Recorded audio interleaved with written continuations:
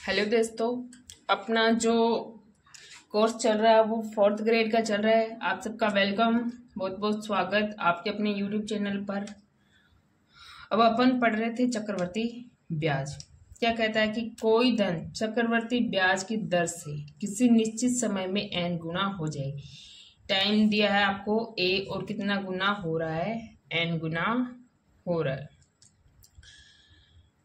तो जो गुना है उसकी पावर a कर देंगे, n की पावर a, यानी वो समय निकालेंगे, गुना होने में लगा समय, n की पावर a हो रही है। ठीक है, तो क्या आ जाएगा आपका a मल्टीप्लाई n आ जाएगा। क्या आ जाएगा? a मल्टीप्लाई n आ जाएगा। अब देखो चलते हैं इसके क्वेश्चन पर। ये है क्वेश्चन फर्स्ट।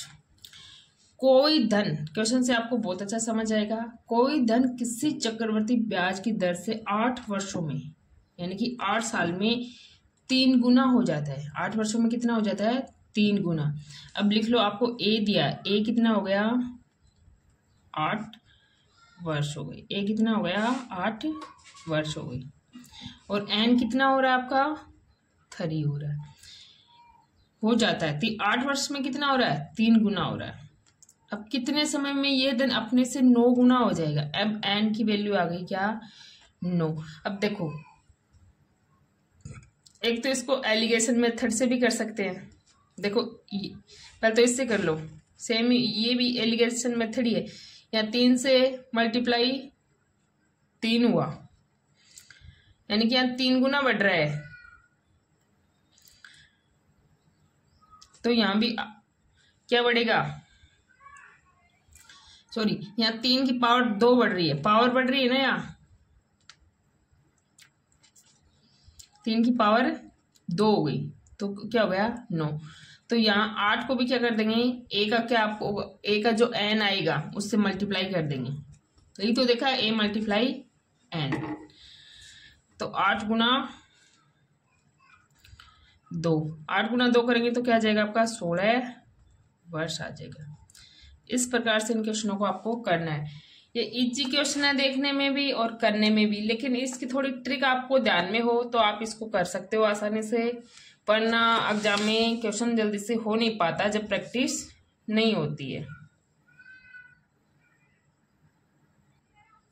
अब देखो नेक्स्ट क्वेश्चन। कोई धन किसी चक्रवर्ती ब्याज की दर से 7 वर्षों में 2 गुना हो जाता है। 7 वर्षों में कितना हो गया? वो 2 गुना हो गया। उसी दर से वह मूलधन कितने वर्षों में 4 गुना हो जाएगा? अब देखो, ए कितना दे रखा है आपको? ए बराबर 7 साल। ए बराबर क्या हो गया? 7 साल। और एन कितना हो रहा है? 2 टाइम हो रहा है, डबल हो रहा है। अब बता रहा कि उसी दर से, दर नहीं चेंज हो रही, वह मूलधन कितने वर्षों में 4 गुना हो जाएगा? तो एन बराबर 4। तो ये कितना गुना है इसका? 2 गुना है, यानी कि 2 गुना 2 की पावर 2 हो रही है, 2 की पावर 2 हो रही है ना? 2 गुना है या 2 की पावर 2 हो रही है। इस 2 की पावर है, ये 2 है और इसकी पावर 2 हो रही है। तो ए गुना एन होता है ना, टाइम निकालेंगे तो कितने साल में। अब ए दे रखा अपने पास पहले 7 और ये आया 2, यानी कि 14 साल में वो क्या हो जाएगा? 4 गुना हो जाएगा। ये क्या आ गया आपके पास? 14 साल आ गई। क्या आ गई? 14 साल आ गई। अब देखो नेक्स्ट है, कोई मूलधन 8 सही 1/3 वर्षों में 6 गुना हो जाता है। कितना हो रहा है? 6 गुना हो जाता है। टाइम कितना दिया? 8 सही। ए बराबर क्या हो गया? 8 सही 1/3 वर्ष हो गई। ठीक है, एन बराबर कितना आ रहा है? 6 गुना आ रहा है। उसी दर से वही मूलधन कितने वर्षों में 216 गुना हो जाएगा? एन बराबर क्या हो गया? 216। तो ये क्या है? 6 की क्यूब है। तो 8 3 24 और एक 25, 25/3 को क्या कर देंगे? 3 से मल्टीप्लाई कर देंगे। ए गुना एन था ना, तो क्या आ जाएगा आपका? 25 वर्ष, क्या आ गया 25 वर्ष है, उसमें क्या हो जाएगा ये 216 गुना हो जाएगा। समझ आया क्वेश्चन आराम से।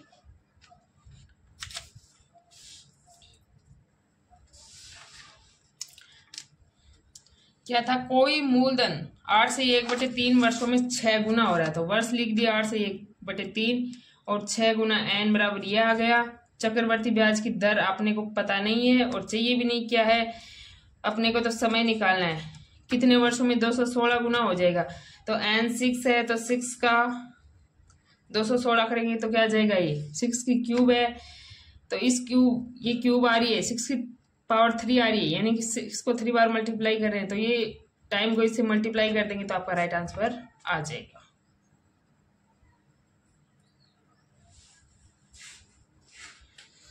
अब देखो क्वेश्चन है कि 2 वर्ष का CI ये है और 2 वर्ष का SI ये है, ठीक है। आपको रेट निकालनी है, यानी कि दर निकालनी है इसकी। एक तो ये फॉर्मूला है 200 प्लस R/200 बराबर CI/SI का अनुपात कर दें, ठीक है। अब 200 ऊपर और नीचे 200 किए हैं, ठीक है। अब इनको काटेंगे तो एक ही आएगा ना, और यहाँ से R की वैल्यू निकल जाएगी। ये तो मतलब ऊपर और नीचे 200 लिखने का मतलब क्या है, ऊपर भी 200 और नीचे भी 200 है तो सेम वैल्यू है, ठीक है। R की वैल्यू आपकी निकल जाएगी। अब देखो अपने को तो भाई कोई फॉर्मूला याद रखना चाहे तो ये फॉर्मूला याद रखना है ना, बाकी अपनी तो एक ही ट्रिक है। अब देखो CI ये है और SI ये है। अब SI है कोई अमाउंट है, अपने को नहीं पता क्या अमाउंट है, ठीक है, क्या दर है अपने को नहीं पता, ठीक है। अब 14,000 मिल रहे हैं 2 वर्ष में, यानी कि 1 साल में कितना मिल रहा है आपको 7,000। 1 साल में क्या हो गया, 1 साल में क्या हो गया 7,000 और दूसरे साल भी क्या हो गया 7,000 हो गया, ठीक। अब देखो ये कितना ज्यादा 420 ज्यादा है SI। अब इस 7,000 का क्या है, कोई x % है और उसका x % कितना बन रहा है 420 बन रहा है, कितना बन रहा है 420। तो कैसे निकाल देंगे 7,000 गुणा x/100 बराबर 420। अब x बराबर निकालना अपने को तो 420 गुणा 100 बटे 7,000। अब इस 3 जीरो से ये 3 जीरो कैंसिल और 7 छिका 42, तो x बराबर आ गई आपकी रेट ऑफ परसेंट 6%। इस तरीके से करेंगे तो आपका सवाल भी गलत नहीं होगा और आपको क्वेश्चन भी याद, सॉरी फॉर्मूला भी याद रखने की जरूरत नहीं है। बाकी आप पे डिपेंड है कि आप क्या करना चाहते हो, कैसे करना चाहते हो। अब नेक्स्ट देखो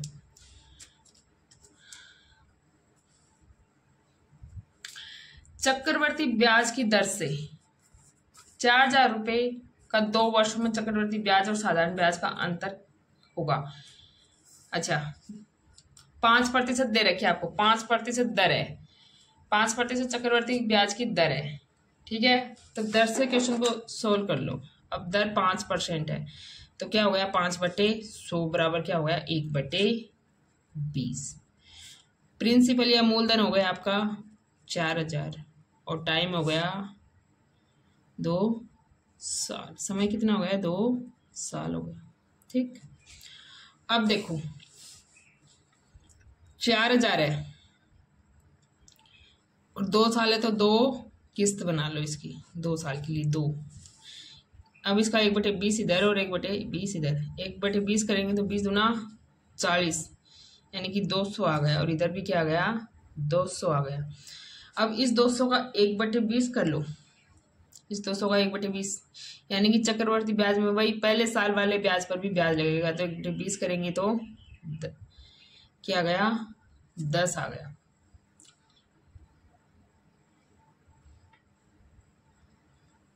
तो साधारण ब्याज और चक्रवर्ती ब्याज का अंतर कितना आ गया आपका 10 रुपये आ गया, ठीक है। अब चलो नेक्स्ट क्वेश्चन पर देखो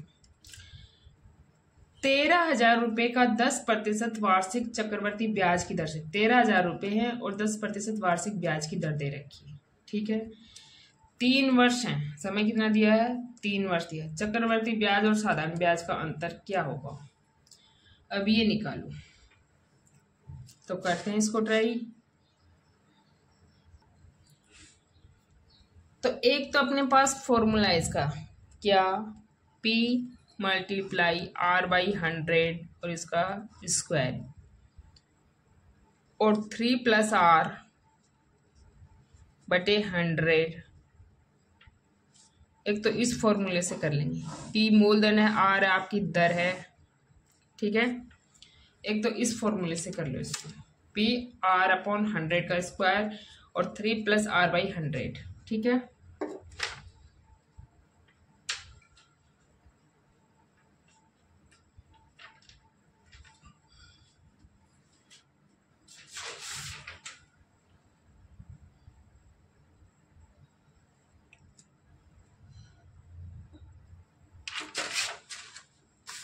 अब देखो P कितना दिया आपको, 13,000 दिया है। P कितना दिया है, 13,000।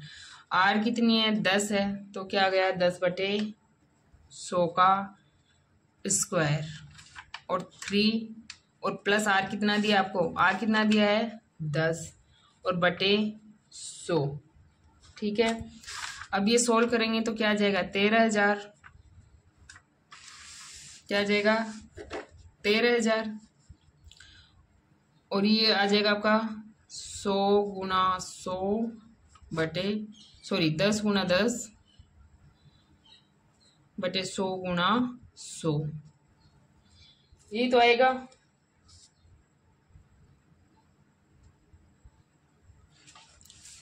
और ये आ जाएगा आपका 3+10/100। अब देखो ये इसके साथ क्या है, गुणा में इधर, अब 4 0 से 3 0, तो ये और एक ही कैंसिल। ठीक है, तो 13 और ये 0, 130 बटे कितना आ जाएगा, नीचे 4 कैंसिल हो गए। ठीक है, अब देखो इसका एलसीएम ले लो, इसके नीचे कुछ नहीं तो 1, और एलसीएम आ गया आपका 100, और 100 को 3 से किया तो 300 और प्लस 10, तो 130 गुणा 310 बटे 100।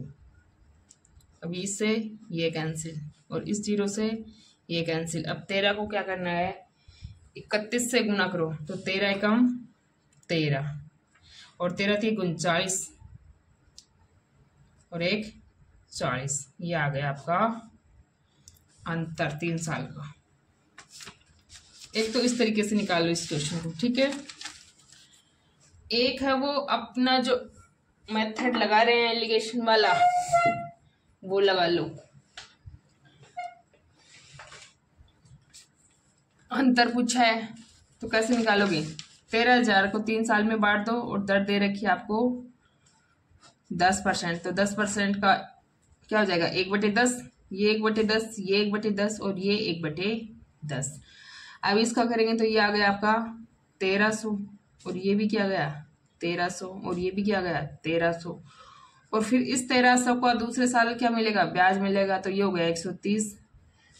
अब तीसरे साल क्या हो जाएगा, इस 1300 का 130 रुपये ब्याज मिलेगा, इस पहले वाले इससे पहले वाले साल, और इससे पहले वाले साल पे भी क्या मिलेगा 130 रुपये, और इस 130 का भी मिलेगा ब्याज, तो ये हो गया आपका 13 रुपये। अब जोड़ लो, ये तो हो गया साधारण ब्याज और ये हो गया चक्रवर्ती ब्याज। मेरे हिसाब से तो ये ट्रिक सबसे बेस्ट है, इसमें आराम से निकाल सकते हो, ना फार्मूले याद रखने की जरूरत ना कुछ और। ठीक है, कुछ भी नहीं चाहिए इसके अंदर, आराम से आप निकाल सकते हो। तो 13 एकम 13, 26 33 39, यानी कि 390, और ये 400 और 403 आ गए। अब देखो ऊपर वाले में कितने पहाड़े पड़े, तब आंसर आया, तब आया ना, और इसमें आपका सीधा ही आंसर आ गया। ठीक है, सूत्र याद रखो, कहीं कुछ गलत कर दिया तो वैसे दिक्कत, बाकी आपकी मर्जी है आप किस मेथड से करना चाहो।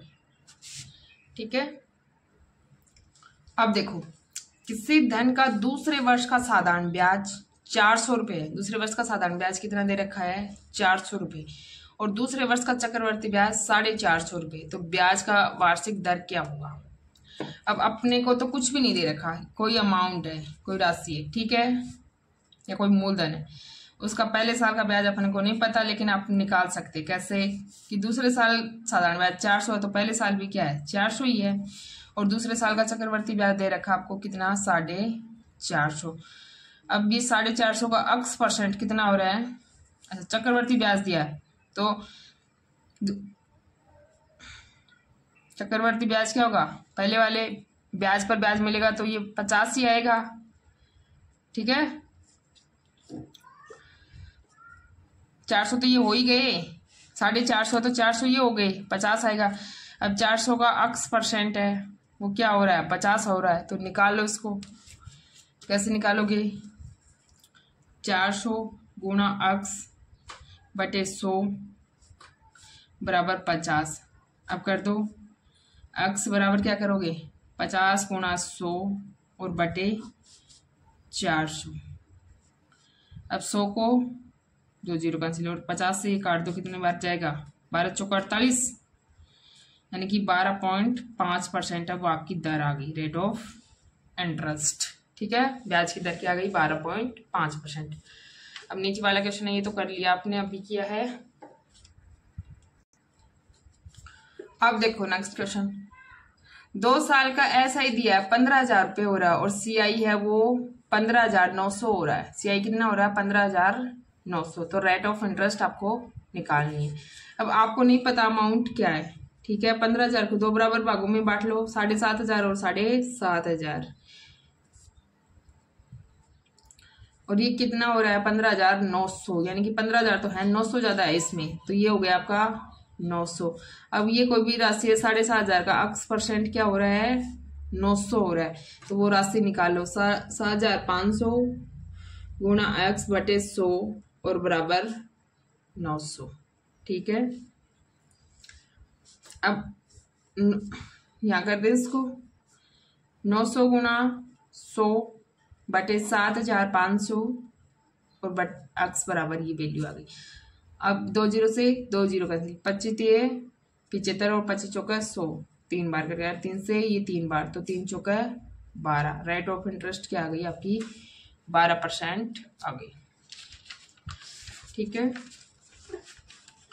अब देखो, ब्याज की किसी वार्षिक दर से किसी धनराशि का 1 वर्ष का साधारण ब्याज 260 रुपये और उसी धनराशि का 2 वर्ष का चक्रवर्ती ब्याज 540.80 है। तो वार्षिक ब्याज की दर है वो निकालनी है आपको। सेम वही क्वेश्चन है, उसी तरीके से चलेंगे। अब कोई भी धनराशि क्या है,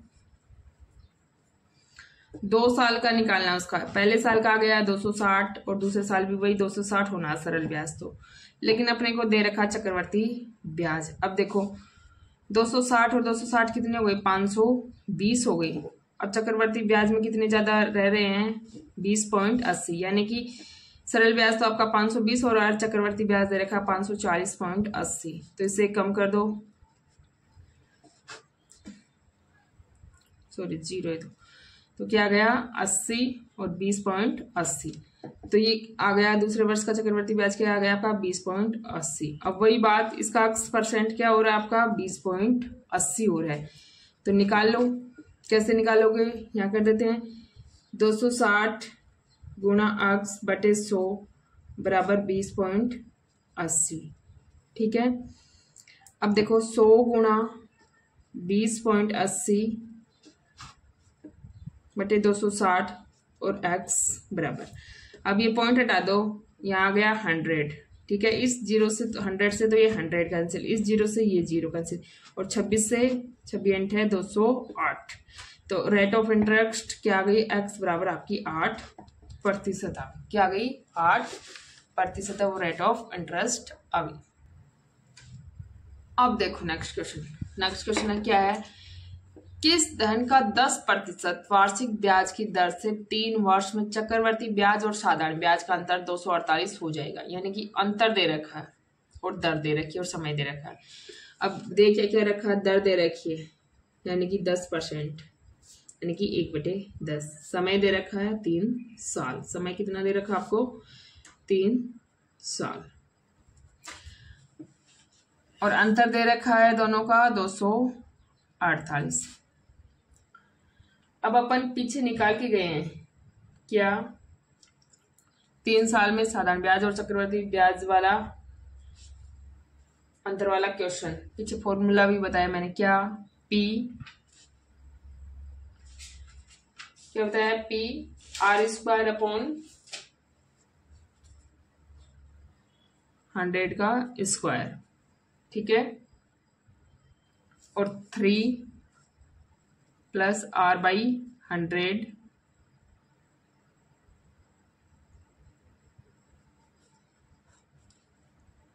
ये फॉर्मूला बताया। अब ये पीछे सॉल्व करके लाएंगे तो क्या आएगा?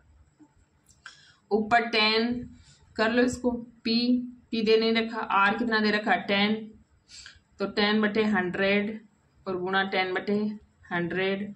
और ये करेंगे तो क्या आया था पीछे? 31/10 आया था, ये आया था ना। 300 हो गया और ये 10, तो 310/100 रखेंगे तो 0 से 0 कैंसिल, क्या आ गया? 31/10 आ जाएगा आपका, ठीक है। अब इसको सोल्व करेंगे तो ये क्या आ जाएगा? P बराबर क्या आ रहा है? 248। अंतर कितना आ रहा है? 248। अब ये क्या गया? P बराबर निकाल लेंगे। पहले इसको चलो छोटा कर लेते हैं, इसको छोटा कर लो। तो ये क्या गया? 1/100 गुणा 31/10 बराबर 248। अब क्रॉस मल्टीप्लाई कर लो इसको और अब यहाँ कर लो। P बराबर क्या आ जाएगा? 248 गुणा 100 और गुणा 10 और बटे 31, ठीक है। अब इसको छोटा करके लाएंगे। 1×8 कितना होता है? 248। सॉरी 8 × 8 1×8 248। तो क्या आ गया आपका? प्रिंसिपल आ गया 8,000 रुपये। वो फॉर्मूला वहां ना काम आके ज्यादा यहाँ काम आएगा आपकी, ठीक है। तो वो फॉर्मूला थोड़ा अच्छे से याद रख लेना। P r/100 का स्क्वायर और 3 + r/100, ये फॉर्मूला अच्छे से याद रखना जब आपको मूलधन निकालना हो, जब आपको प्रिंसिपल है वो फाउंड आउट करना हो, ठीक है। नेक्स्ट क्वेश्चन देखो। 2,000 रुपए की राशि 10% वार्षिक चक्रवृद्धि की ब्याज की दर से 2.5 वर्षों के लिए उगाई जाए, यानी कि 2.5 वर्षों के लिए दी जाती है, तो प्राप्त मिश्र धन क्या होगा? अब मिश्र धन की निकालना आपको क्या होगा? अब समय यहाँ सीधा ना देखिए 2.5 वर्ष दे दिए, तो करते हैं इसको सोल्व। तो देखो कैसे करेंगे इसको करने के लिए आपको एक फॉर्मूला चाहिएगा। क्या ज्ञात करना आपको? मिश्र धन, यानी कि अमाउंट ज्ञात करना है या मिश्र धन ज्ञात करना है। तो उसके लिए एक फॉर्मूला होता है आपका क्या? P 1 + r/100 और इसकी पावर n, ठीक है। n आपका टाइम, ठीक। और फिर आएगा 1 + r/100 मल्टीप्लाई a/b, क्या आएगा? Multiply a/b। अब जो टाइम दे रखा वो आपको दे रखा है n a/b, यानी कि जो पूरा टाइम है वो n है और a/b है जो हाफ टाइम है, यानी 1/2 है। इस फॉर्मूले में रखेंगे तो आपको क्या प्राप्त हो जाएगा? मिश्र धन वो निकल जाएगा। तो जैसे इसको सॉल्व करेंगे तो मूलधन कितना दिया आपको? मिश्र धन बराबर निकालेंगे तो मूलधन कितना दिया है? 2,000 दिया। कितना दिया है? 2,000 दिए। और 1 + 10% दर और बटे 100 और इसकी पावर 2, ठीक। और फिर आ गया 1 और फिर पावर 10, सॉरी रेट 10 और फिर मल्टीप्लाई 100 और फिर a/b, तो 1/2, ठीक है। अब ये क्या हो जाएगा? 2,000। इसको करेंगे तो x गुणा 110 बटे 100 और ये भी आ जाएगा क्या, गुणा 110/100। अब इस कोष्टक को हल करेंगे तो 100 आ गया एलसीएम, प्लस 10 और गुणा 1/2 और बटे में 100। अब 2 तो 4, तो 3 0 तो ये कैंसिल हो रही 4, ठीक है। और क्या गया 20, सॉरी 2 कर दो, 2 गुणा 11 और गुणा 110 बराबर क्या गया, अब ये हो गए 110/100 गुणा 1/2 बराबर नहीं, ऐसे है क्वेश्चन, ठीक है।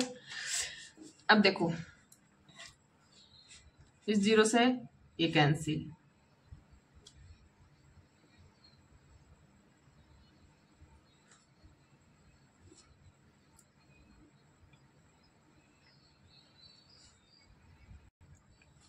रुको भाई यहाँ गलती कर दी, पहले इसको क्या करेंगे मल्टीप्लाई करेंगे, क्या करेंगे मल्टीप्लाई करेंगे। तो ये क्या हो गया नीचे 200 हो गया, तो एलसीएम भी कितना आ गया आपका 200 और 200 + 10 ये गुना हो गया पहले इससे, ठीक है।